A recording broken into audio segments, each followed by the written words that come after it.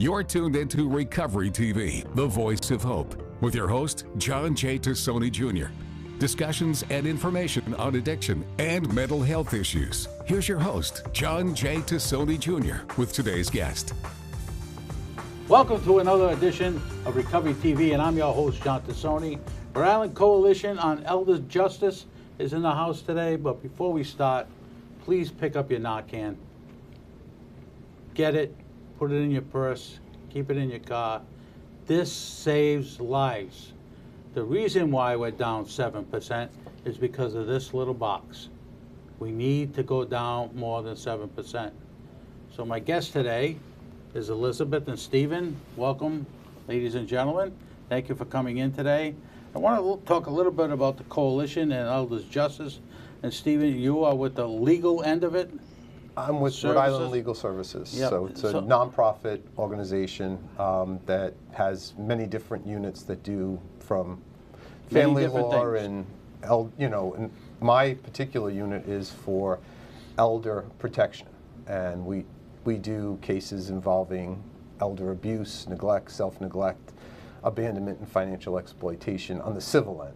Right. Anything on the criminal end would be either police or through the Attorney General's office. Now, if somebody comes into you and says A, B, C, and D, then you can turn them over to the AG's office? We work with the Attorney General's office through Okay. their multidisciplinary team. Yep. The coalition is part of that. Mm-hmm.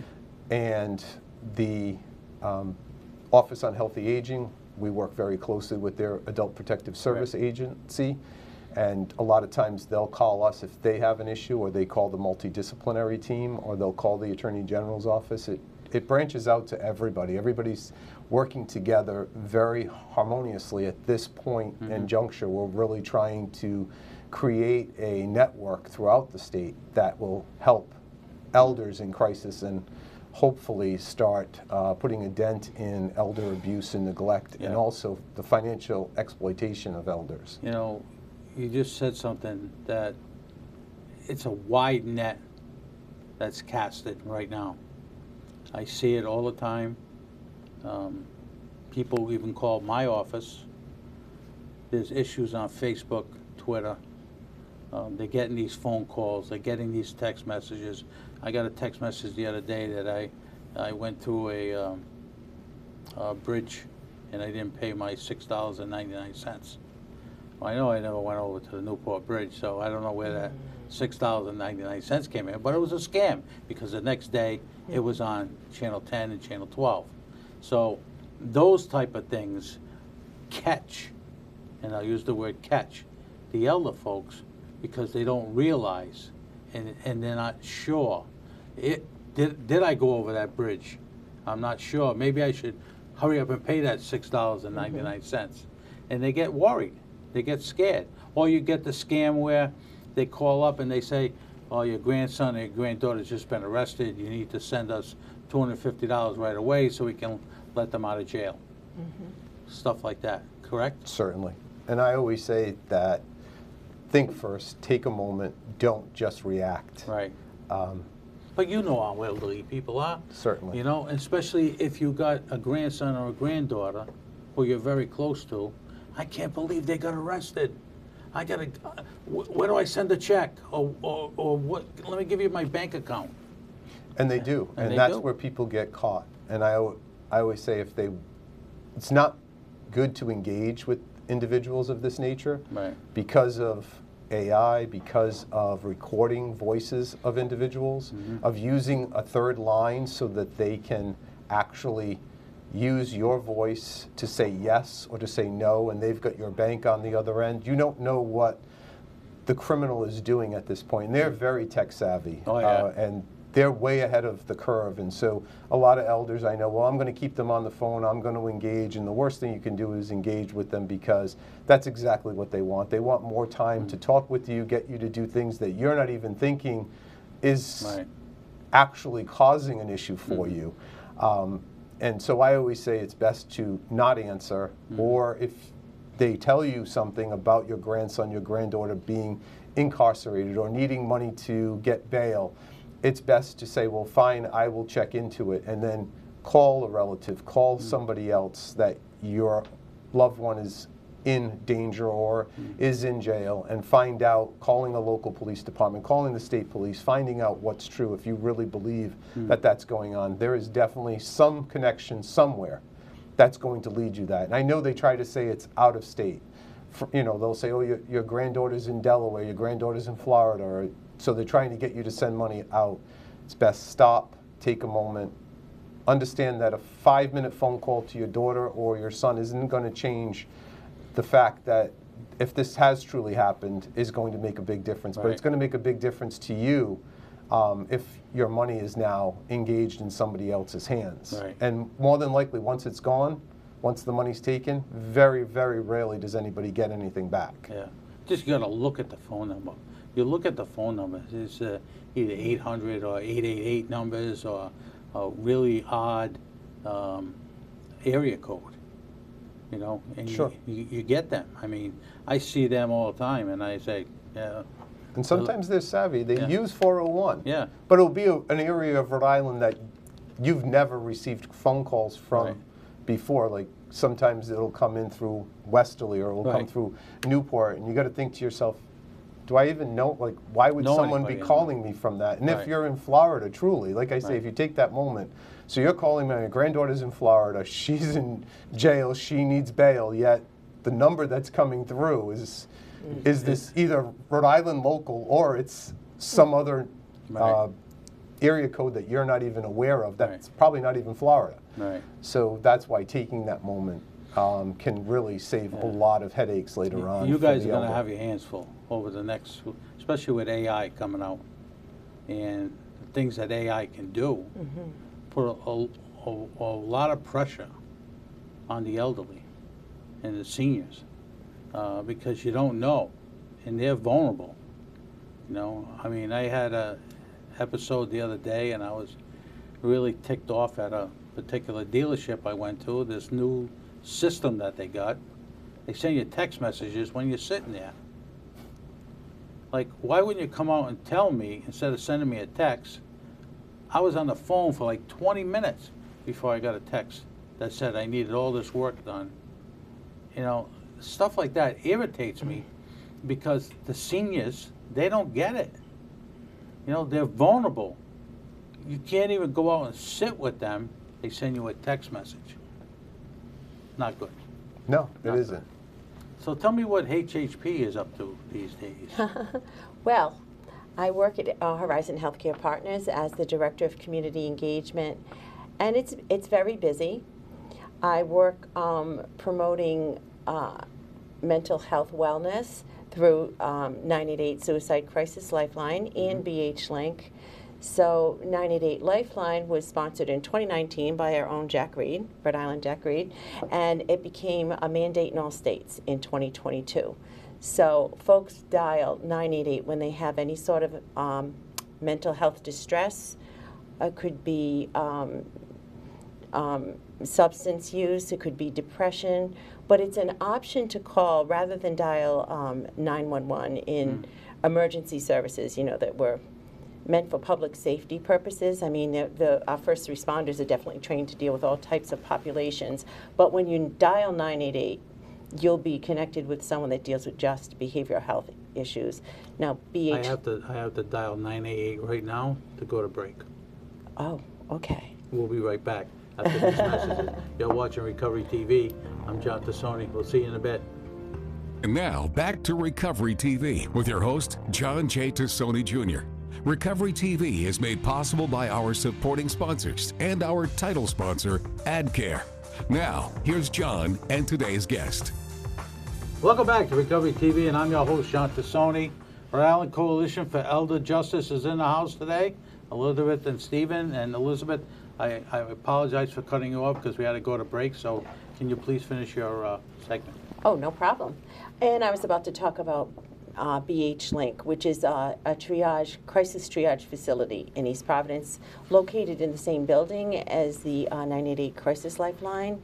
And they work in tandem with one another. Should there be a call that the crisis counselor feels would be most beneficial to have a crisis counselor come out or a nurse. They work together. So all of this is about mental health wellness. So I am out in the community, and particularly serving older Rhode Islanders, because older Rhode Islanders have been known not to seek assistance when it comes to behavioral health for many different reasons. I've been out with our Lieutenant Governor, Sabina Matos, which has incredibly increased the information about 988 and BH Link, because we're on a tour of senior centers, and I consider senior centers one of the best kept secrets in Rhode Island. We had the pleasure of being at the beautiful facility in East Providence this past week, and it was great. And older Rhode Islanders are there and do listen. And I've received a lot of positive feedback about the 988 Crisis Lifeline, because it's in the privacy of their own home. There is no cost. It's strictly confidential. And if the crisis or the issue is not, you know, a real safety issue, they're happy to just not have the police or have the fire cause fanfare at their apartment complex or their homes. They just want to keep their issue private. And one woman said she had to call 911 a couple of times before the 988 Lifeline came out, and it's embarrassing, and it makes them reserved about calling for help to begin with. So it's been great, and I'm where the rubber meets the road every day. You know, if I had my druthers with the state, we'd have 4 in every quadrant, north, south, east, and west in Rhode Island, because it would take a lot of pressure off the hospitals, the emergency rooms. A lot of people use our emergency rooms for primary care, obviously because of the shortage of primary care docs, and a lot of them are retired, and no one's filling the void. So they go to the emergency rooms. Now, if we had 4 BH Links in the quadrants in the state of Rhode Island, it's not hot. It's not hot. We throw money away like no tomorrow. This is something that should be fully funded in all quadrants of the state, north, south, east, and west. And you can see what it'll do for the emergency rooms. It'll take a lot of pressure off, a lot of pressure. Well, you know I'm 100% behind that. I couldn't agree more. So when you go to the senior centers, does someone like Stephen go with you as far as like legal services? Because my senior center in Smithfield, all the time people ask me to go there and speak about different issues pertaining to the state. So when you're ready to go to Smithfield, you let me know, and I will take you in there. Oh, I'll be there. Because I'll there's be there. a lot of the seniors are being taken advantage of throughout the state. Right. Not only in Smithfield, but throughout the state. When I go out to senior centers, if it's a health fair or something like this, I go with a number of agencies that they've also invited. It'll be the Ombudsman's Office, the Alzheimer's Association, the AARP. There'll be all kinds of people represented there. And they'll invite whoever they feel interested in having us speak there. Sometimes I go by myself, and I'll just bring food or something fun and make it a nice event for folks to come down and hear the option and to take care of themselves. I mean, that's the bottom line. The other bottom line is, too, that a lot of these seniors are homebound, meaning Yes. that interaction with other seniors helps them a lot. It certainly does. When I go to my senior center, and they have parties, like they have Valentine's Day parties, New Year's parties, Christmas parties, the place is sold out. Yes. There's more and more people want to have conversation with their neighbor, make friends. You know, to be homebound, staying in your house 24/7, it's not good.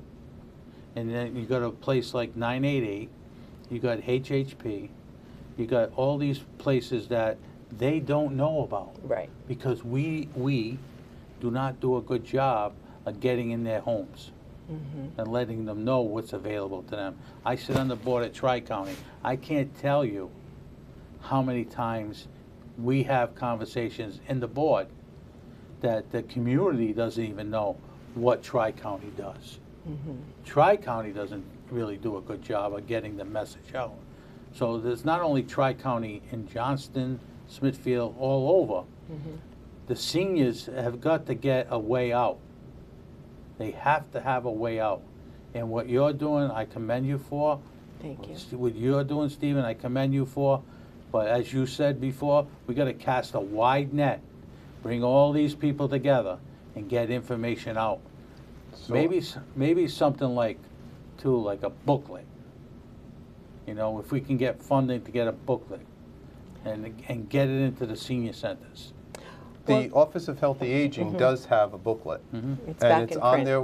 there, it's back in print. I'm not sure it's going to be on the fiscal year. I don't want to quote Maria Samini, Yeah, who's the right. director, but I believe she said it's going to be coming out on a fiscal year basis, the booklet.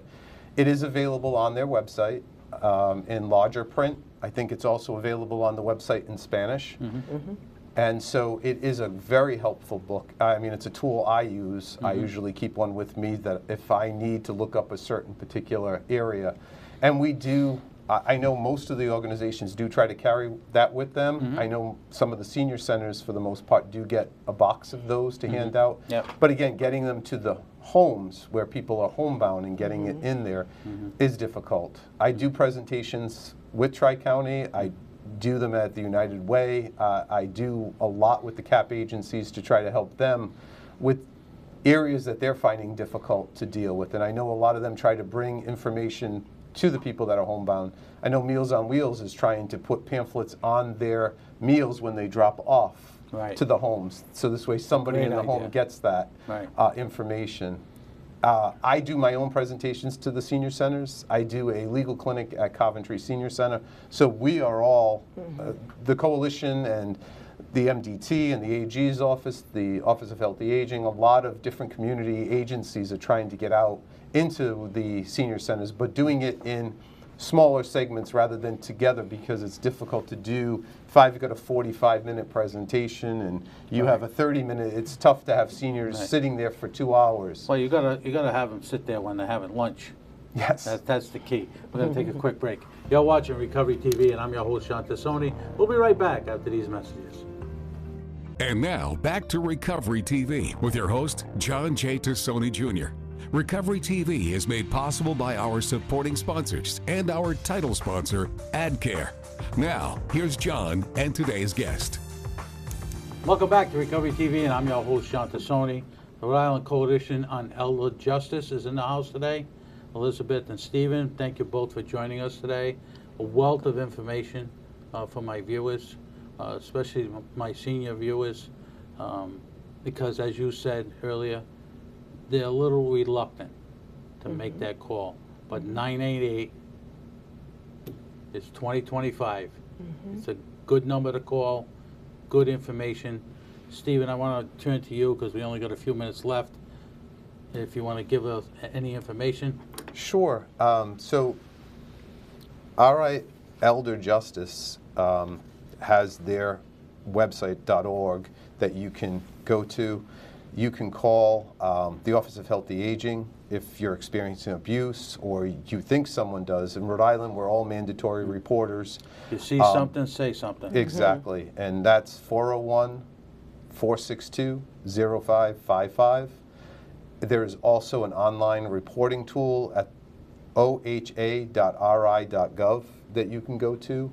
I also say if you want, go to the Office of Healthy Aging's website. There is the booklet that we were talking about is available there. You can download it, you can print it. It has large print, it's in Spanish. It has just so many different organizations in there that you would want. It's just like having the old yellow pages, only in a very condensed form of state That's a good way to put it. agencies. Good way to put it. All right, Elizabeth, you have anything in closing? Just to reinforce the notion that there's no wrong call to 988. Right. And there's no wrong door with BH Link. Just don't sit there and think, should I call, should I go? Do it. Yeah, well, thank you very much for both of you for joining my us pleasure today. to be here. Really a wealth of information for the seniors. My guest next week is Nancy Murray and Christine Amadeo from Rhode Island Council on Problem Services, Gambling Services. You need to watch that. Our kids are getting in trouble daily.